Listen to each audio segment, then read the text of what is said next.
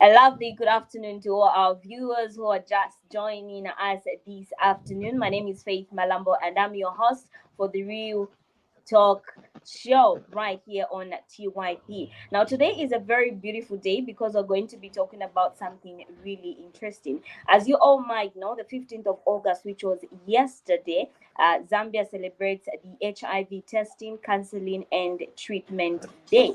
Now, today we just want to have a brief, quite an interesting conversation, and to join me in this particular episode of today's discussion. By the way, we're still recovering from the Rahai, but before we get into that, please allow me to welcome my guests for today. I have Sarah Kalima and Michael Mukumbuta. Good afternoon. Good afternoon. Thank you. Good afternoon, Faith. Thank you How for are you doing? inviting me. Mr. Michael, is quiet. Okay, I'm glad I to was have you quiet. today on this show. Yes, I didn't hear you the first time. I was saying good afternoon and thank you so much for inviting me. Well, thank you so much. Now, it is always very interesting, and I think it's something that everybody's looking forward to just know who is Mr. Michael, even as he gets to educate us on today's HTCT. Okay, so Michael Mkumbuta is a healthcare provider from just a clinic.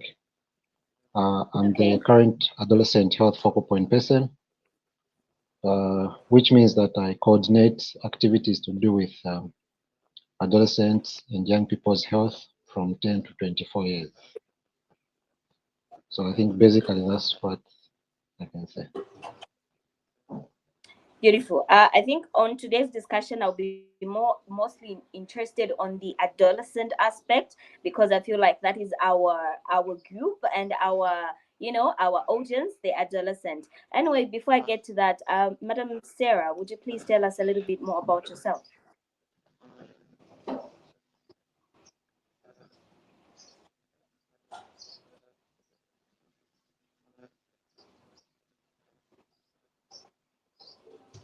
Madam Sarah, can you hear me? Okay. All right. Thank you so much. I'm Kalima Sarah. I'm a nurse. I'm a midwife, and I'm also an adolescent focal point person, which means I work with. Yes. So I was saying I'm Kalima Sarah. I'm a nurse, a midwife, and an adolescent focal point person. Meaning I work with the young people, as Mr. Michael has said, and when it comes to midwifery, I work with again the young people and the pregnant women from the time of conception until when they deliver. And also being a nurse, I'm also doing everything. The young people, I work with them, and the clients who are patients who are sick, and also the pregnant women when they come complaining with other issues. Thank you. Thank you so much. Now, on today's show, if you're just joining in, do feel free to drop on your comments down below and tell us what you think about today's real talk show. And we're going to be discussing on the topic enhancing HIV prevention and care. And all this is in line with the importance of HTCT. Now, having said that, in Zambia, as we may all know, HIV and AIDS has been one of the most things that everyone is advocating for to fight HIV and AIDS, and it has become a very big health problem. Now, HTCT Day helps people take control life-saving treatment. Now, today we are just going to be talking about that in short, and also encouraging people on how they should get these counselings and access the treatment, and obviously how they can make this place a better place without having to feel secluded. Now, getting down to my first question will go to Mr. Michael, and of course, with the interest of adolescent, what does a day such as HTCT Day mean to you?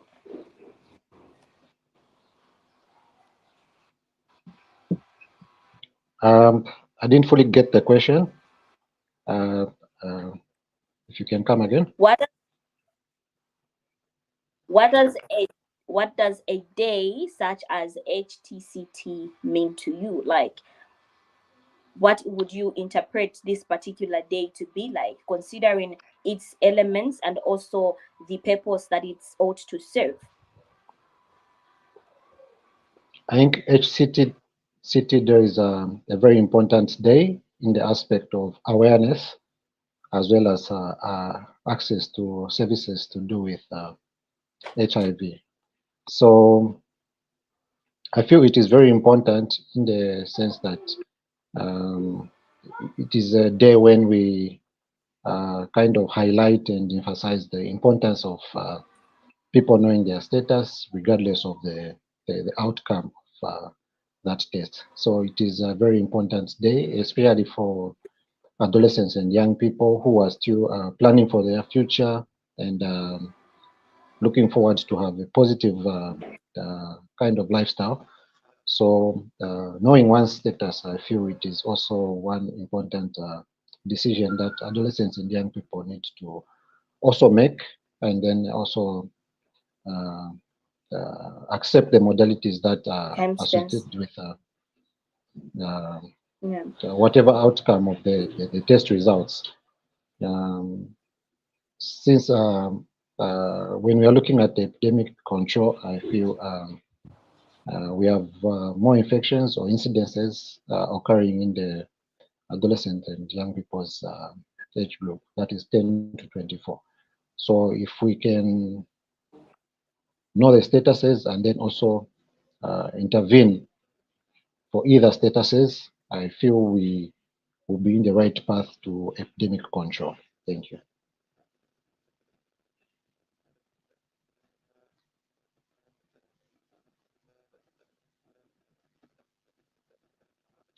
Are you there, Madam Faith?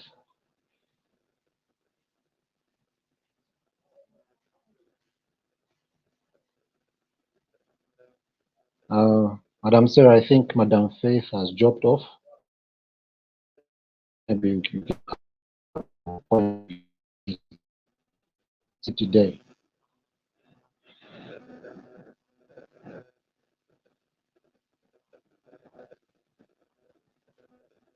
Are you able to get me, Madam Sarah?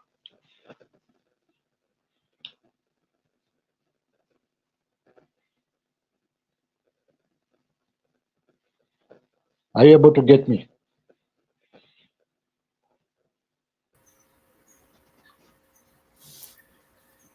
Well, looks like Faith has dropped off.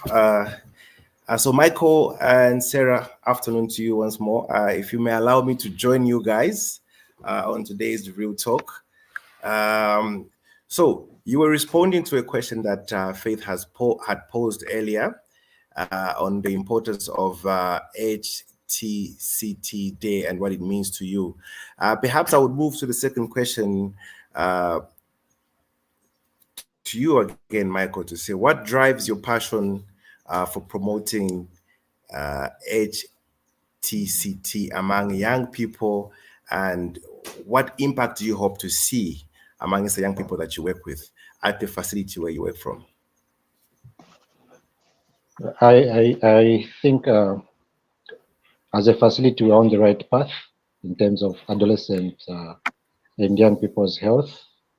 And it has a lot of avenues, the health of the young people, starting from substance abuse, STIs, and HIV, which is also one of the cardinal points that we want to put much of our effort in terms of HIV epidemic control amongst our populations. And as you may know, Mr. George, most of the infections are occurring in the adolescents and young people. So that in itself is enough passion for me to drive the agenda to ensure that the young people that I interact with, as well as the adolescents, know their HIV status. The pediatric screening tool that is that was being used was suspended. So for people who are 10 to 24 years, we tend to capture them because it ensures that they know their status. But for those that the screening tool is still used, such as the 15 and above, or 15 to 19, that is where much of our effort is driven, and we intend to make outreach services with the support from TYP. Of course, we have had I think 2 outreach uh, programs that we have done, and they were both a success. As you know that our facility was one of the top 5 when we were looking at teenage pregnancies. So the coming in of the TYP in that aspect, I feel it is a plus on my part, and we are no longer on the top 10 facilities that are contributing to teenage pregnancies, because these things are going hand in hand, teenage pregnancies and also the increase in incidence of HIV. So I think that is the passion that I have in terms of ensuring that the adolescents and young people have their statuses known. Now, before Faith comes in, I've seen, welcome back, Faith. Before you come in, maybe just a follow-up question to you, Michael. How are you Thank you. helping young people to break the barriers of HIV testing, counseling, and treatment? How are you helping the young people that you work with that come to your facility in breaking the barriers, ensuring that they're able to easily access the services?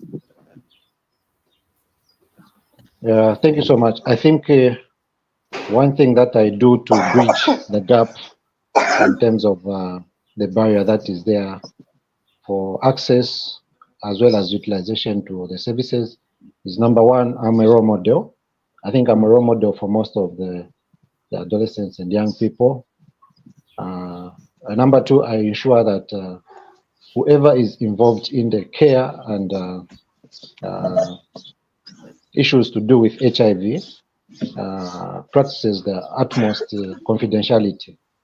That is to say, they don't have to review without the consent of the client whatever the issues are affecting that client to the public or to anyone else in particular. So I feel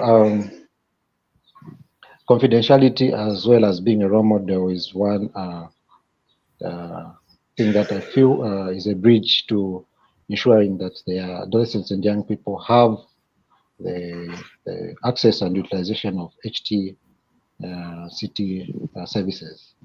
The other thing that we do is we triage, which means that we don't when an adolescent or young person comes for a service, we don't want them to be on the queue for a long time. So we try to triage them or to quickly attend to their needs. So that also in its own aspect is a plus in terms of access and utilization of the HTCT services. Okay, thank you so much for that one, Michael. Um, I saw Faith just a while ago. I think she stepped out. So getting to you, Sarah, what are some of the effective ways to communicate HIV testing, treatment information to adolescents and young people today? What are some of the effective ways that your facility that you work with is used?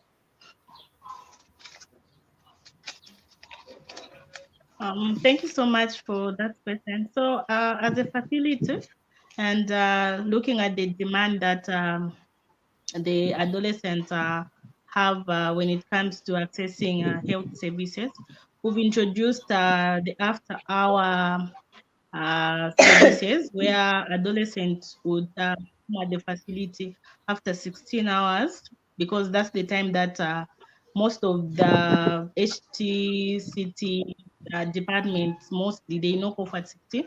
So we introduced the after-hour period where adolescents can come in after 16 hours to do an HIV testing, access PrEP or PEP. And then we've also introduced the weekend clinics where we've allocated a member of staff to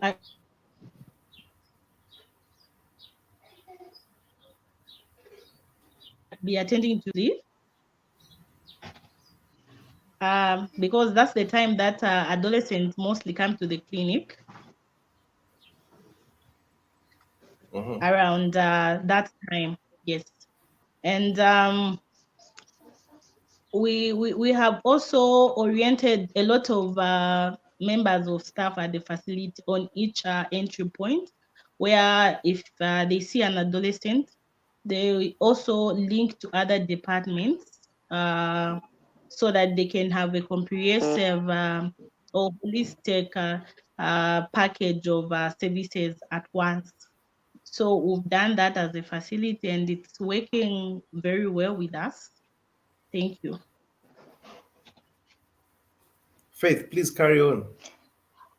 For I thought I was too out. Well, thank you so much. Apologies for that shortcut. And okay, now just a feedback from you, Sarah. Yesterday, as we all know, this was a day that the actual day that the HTCT was actually happening, the testing and counseling, and obviously a few people were coming through to different health facilities. How was the outcome, and how would you rate the adolescents in regards to them accessing this facility and being part of this particular day? Okay, thank you so much, sir. So this day it's very important to the young people and as well as at the community level. So Yeah. I think this time we've done a lot of sensitization when it comes to HIV testing, counseling, and amongst the adolescent and young people, because we've seen an increase in the infection, new infection rates amongst adolescents. So we've done a lot of sensitization and the turnout was very good because as much as the district operation was in the rural area, but we had the chance where we had mounted a tent at the market within our catchment area to allow those adolescents who are within our catchment area to go and test for HIV and also just have some knowledge about HIV testing, treatment, and also the care. And this will really help the young people because when they have the knowledge and when they test for HIV and also know their status, they will it will help them maybe reduce some risk of acquiring the HIV virus and also transmitting because they have the knowledge on how HIV is transmitted and also how you can prevent yourself from acquiring HIV. And it also enhance their ability, uh, f- uh, their ability for the future plans that they may have. And also, it's going to help the people in the community to have knowledge because when they learn at the facility or at a testing point, they'll go and share with their friends. Thank you.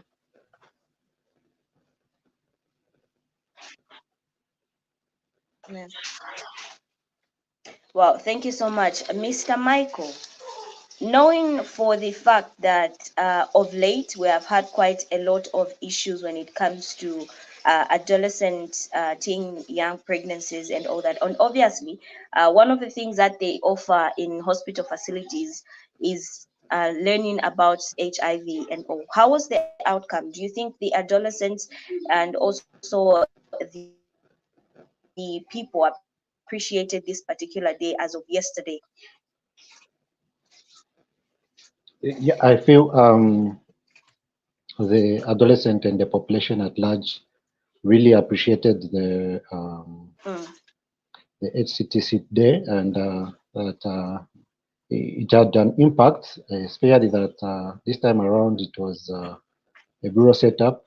So I feel those people who are a bit far from the facilities also had an opportunity and access to the services that are offered, ranging from testing through to treatment. So I feel it was one particular day that was very accommodative.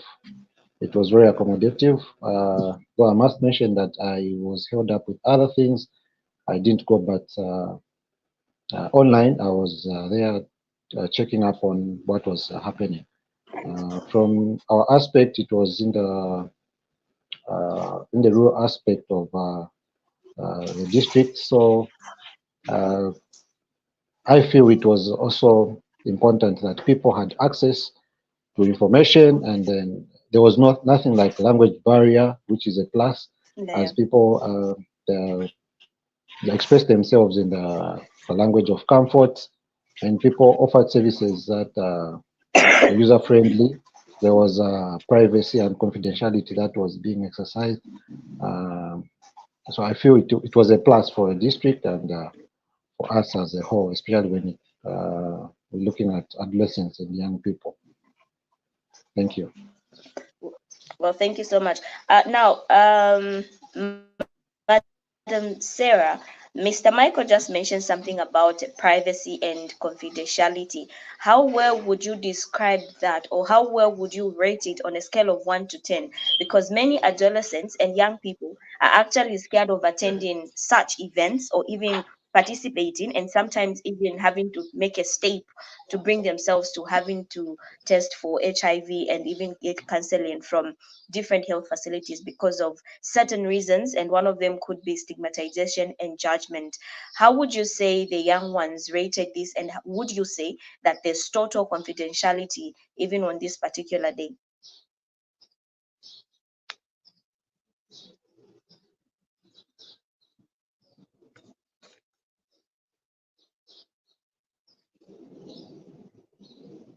Okay. All right, there seemed to be a network failure over there. But if you're just joining in, thank you so much. This is the Real Talk Show right here on TYB. And today we're talking about probably just getting to understand HTC. And it was yesterday. And today we just Wednesday. want to find out on how Hi. it went and also what things have been, made in regards to this particular celebration. And today I have Madam Sarah. And just before you went, I don't know if you got my question or I can repeat it. No, I got your question, and when it comes to rating or over confidentiality and privacy, I think it's 10 out of 10. Okay. And the reason being, yes, it's when it comes to privacy and confidentiality, those are the rights of a client, and it's Yeah. according to MOH. Us as providers, we have to maintain privacy and confidentiality regardless of the age. Even a 1 day old baby we have to observe privacy and confidentiality. We don't need to announce everything that we've seen on that plan. So when it comes to the young people and privacy and confidentiality, I think as healthcare providers, we are maintaining that, and we are observing the privacy and also confidentiality. It sometimes there's what we call shared confidentiality, where you are a health worker and you've come in contact with this maybe a young person or an adolescent, and there's need for another service, and if I'm unable as a provider to handle that service or to offer that service, I have to refer or to link that adolescent to another person who is able to. I can give an example of let's say offering of family planning. There are types of family planning which maybe another healthcare provider might not do, like inserting the implants or the IUCD, where you have to insert the one for 12 years. It's not every health worker who is able to do that until when you undergo an orientation or a training. So if I'm unable, definitely I'll link that person to a provider who is able, and that's what we call a shared confidentiality. But it's not like you announce to say, okay, this adolescent has come for family planning or has come for, let's say, top. Top again, it's not everyone who is able to provide the termination of pregnancy. It's not everyone. So there are few providers for that one. And if an adolescent or young person comes for that, definitely I'm going to link to another person. But confidentiality will be maintained in privacy. So the young people and the adolescents shouldn't hesitate to come to the facility, because when they come when they come, we'll definitely explain to them saying, okay, you've come for this service. I'm unable to provide, but I'm going to link you to another provider who will do this. So it's not that we've not maintained it, but it's because it's not every provider who can do everything. Thank you so much.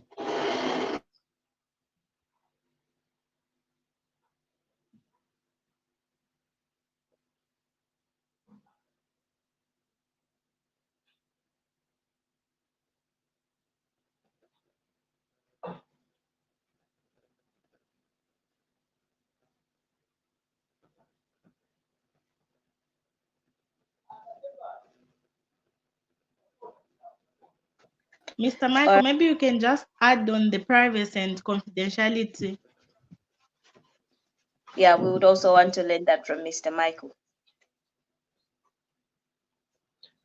Oh, thank you so much. I feel much has been said, but just to emphasize that someone also has the right to sue someone who breaks confidentiality.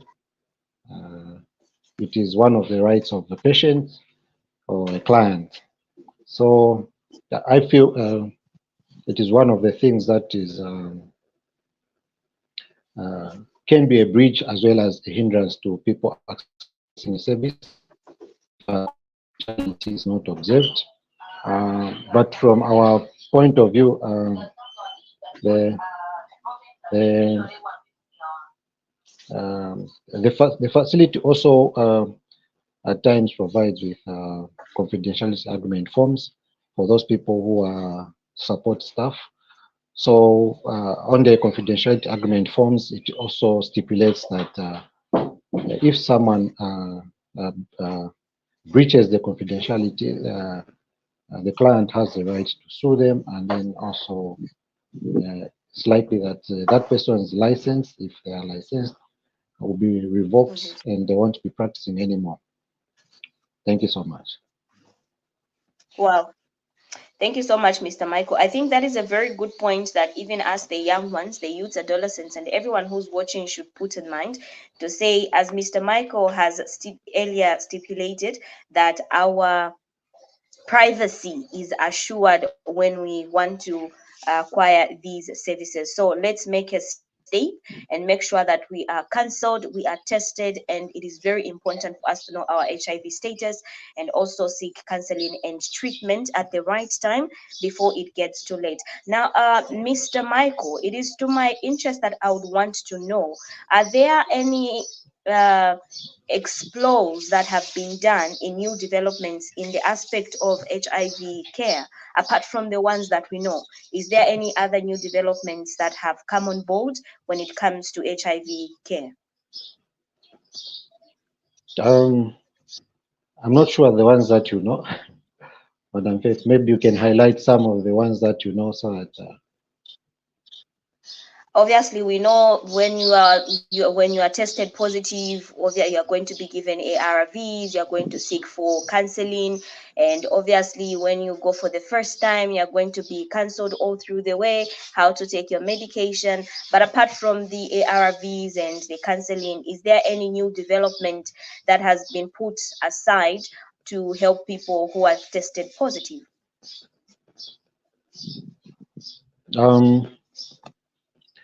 I think let me start from the testing point. I feel there are modalities that help to reduce the anxiety or the worry that is associated with um, someone deciding to go for a HIV test. So they are what we are calling screening tools, where we ask some questions, and then if someone responds yes to some of the questions, and they are eligible for an HIV test. So there is also an oral quick, or a test that is done using the mouth. It's a self-test, which can be done at your own convenience, and then you ensure that there is enough privacy where you are doing it from, and the humidity as well as the temperature or the light is sufficient. Um, Now, when someone tests positive for the mouth test or the oral quick, it doesn't mean that it's a definite result. So they still have to go. It's just a screening result that tells us that they are eligible for the HIV test. So that is user friendly, and it can be done in someone's convenience. When you are given an oral quick to go and do the test from home, no one will pester you to say what were the results, how were the results. It is at own convenience when you feel, I think this test result ensures that I go for an HIV test, which is determined. Then ultimately, if the results are positive, we go for the bowline test, which will tell us the type of HIV that someone has, if it is type 1 or type 2. Now, coming back to some of the new ways in which HIV is being treated, as you know, it's evolving, it's ever changing. People used to take some drugs twice in a day, and they had massive side effects. Yes. So, like for adolescents and young people now, there is also a treatment modality for HIV where they can just take one tablet and that's it for the day. So I feel that also promotes compliance to medication as well as adherence to the medication.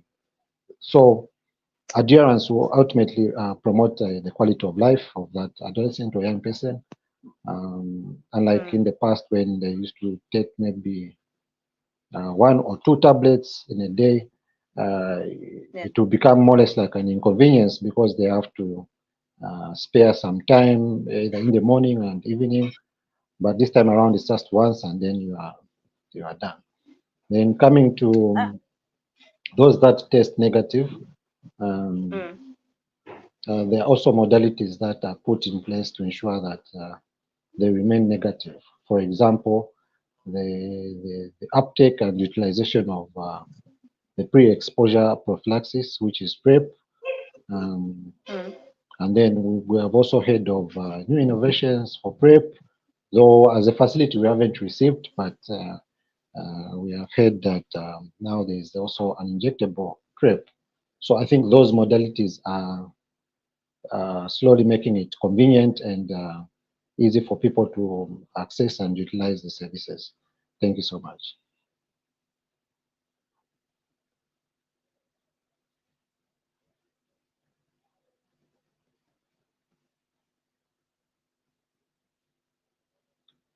Are you able to get me?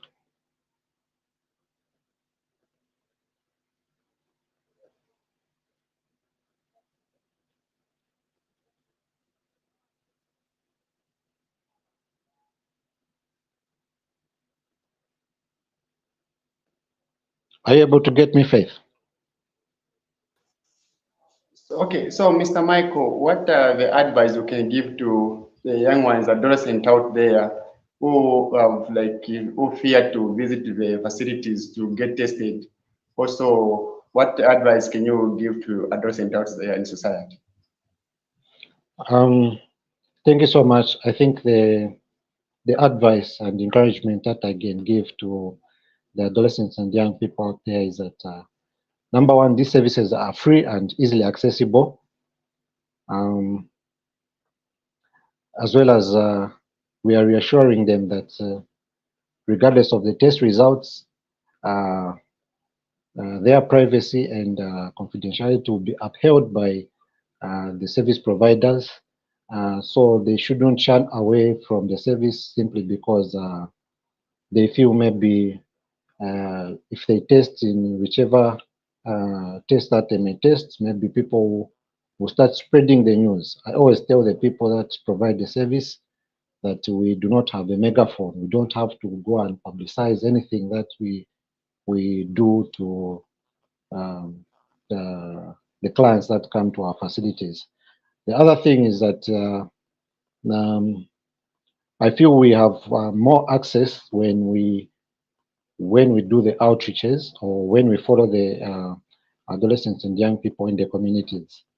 The other avenue that we use as a facility to ensure that people come for our service is that we engage the adolescents and young people within our catchments in activities such as football, netball, and other sports. All right. A ball and also a ground that can be used easily by the adolescents and young people, since um, that is a point where we can meet. So when we are doing sports, we also utilize that platform to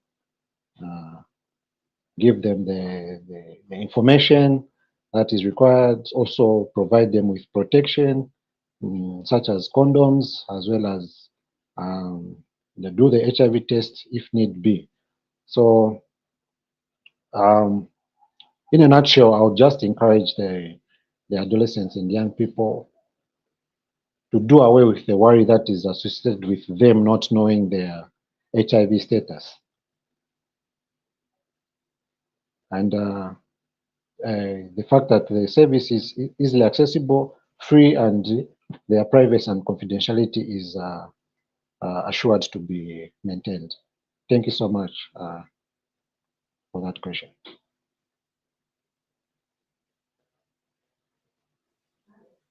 Uh, Thank you so much. I think now I can hand over to Faith to continue. Okay.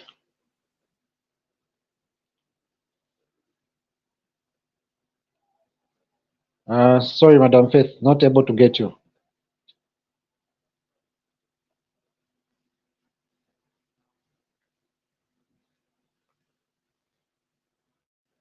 I can't seem to get you.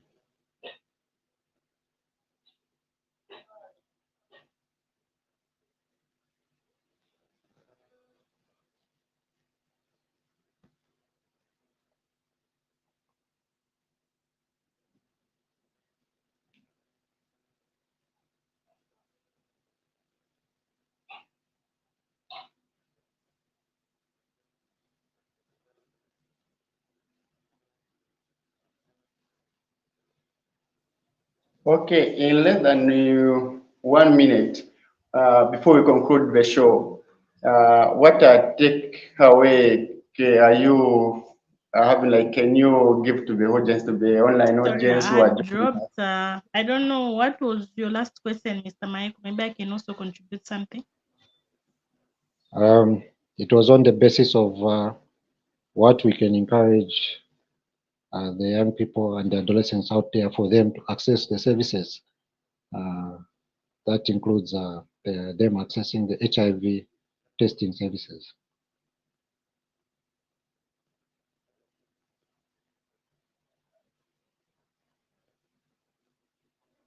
Have you gotten it?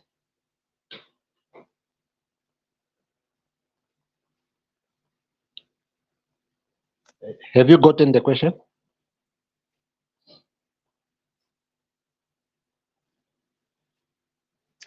All right. Maybe it seems network is really a challenge today for everyone. Am I audible now? Can you hear me? Able to get your faith. All right. Thank you so much.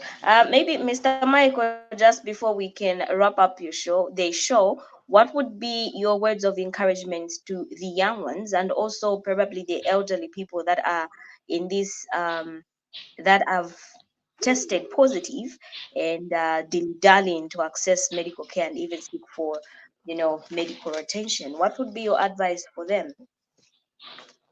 Thank you so much. So I still encourage young people and everyone who tests positive that that's not the end of the road. That's not the end of life. There's still life ahead, and if there are future plans, they can still attend those future plans, so long as they start and adhere to the treatment that is prescribed to them. Um, I think this time around we want to continue with the you can't stop by looking aspect, where you start treatment way before you start showing symptoms of infection for HIV.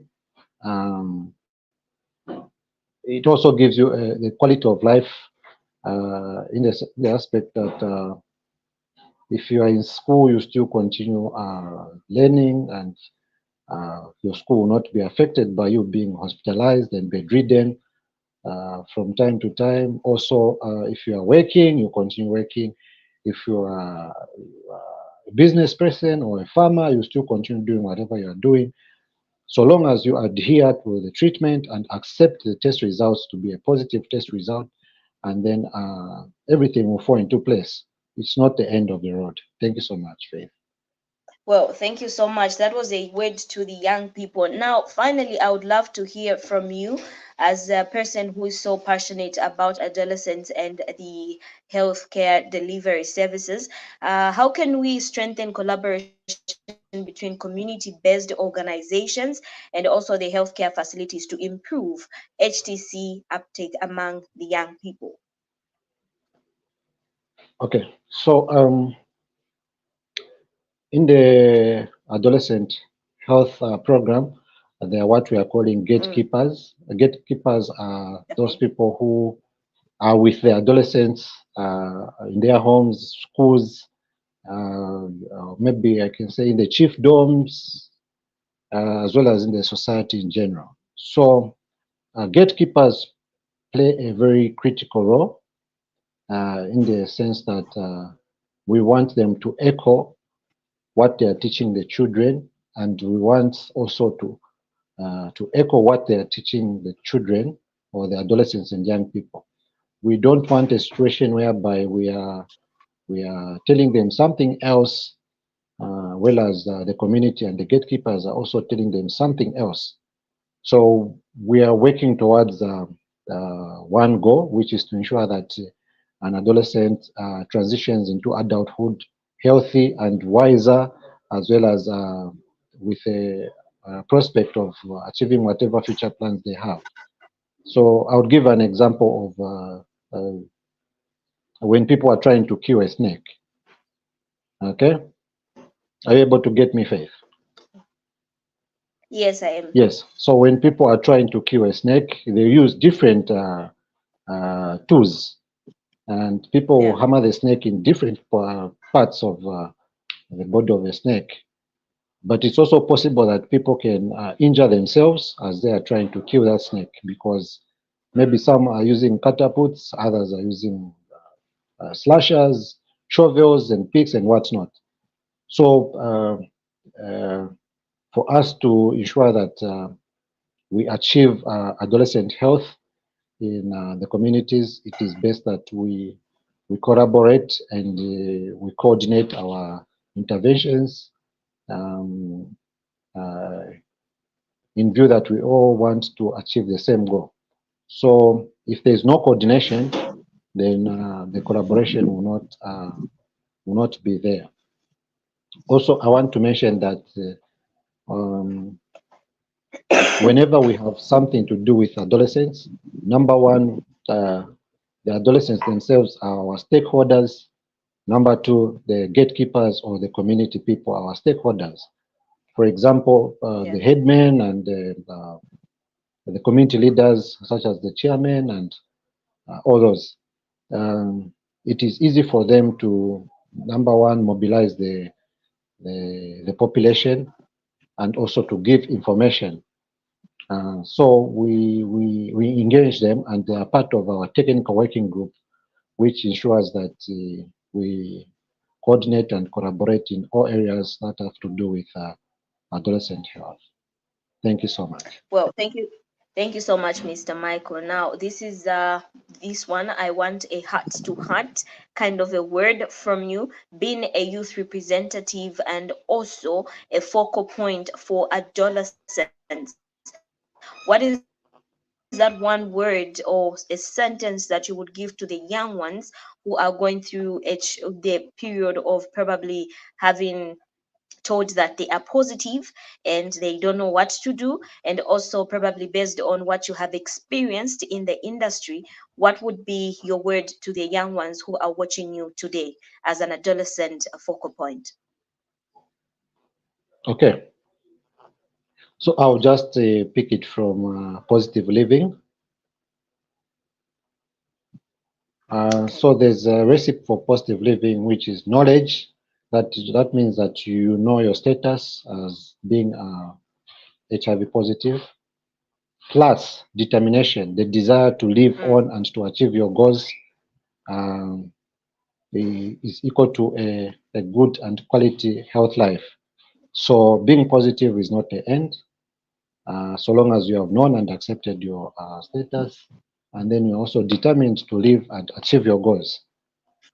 I can assure whoever tests positive that the status will not hinder them from achieving whatever they have planned. Thank you so much. Well, thank you so much, Mr. Michael. It was an honor and a pleasure to have you on our platform today. Thank you so All much, right, Faith, to and all our thank you for viewers, inviting me. thank you so much. To our viewers and everyone that was following us on our social media platforms, I don't know if I have any messages that I could read out, or we call it a day. Do we have any messages? All right, so this is Rebecca Mulenga saying, following from Choma. Thank you so much, Rebecca, and we appreciate your consistency and being part of the conversation. Nalumino Macheta says, I'm following. Thank you so much. All right. Well, thank you so much to everyone that was following us from across the country. We really appreciate, and I pray that you bear with us on today's network. And there has been a lot of, drop in and offs. We apologize for that, and I thank you so much for having been patient and always been with us on the Real Talk Show. That has been me, your host, Faith Malambo, and of course to my guests, Mr. Michael and Sarah. Not forgetting my sign language interpreter, Shadrick. Thank you so much for joining us. To join us again next week, same time, 1400 hours. Bye bye.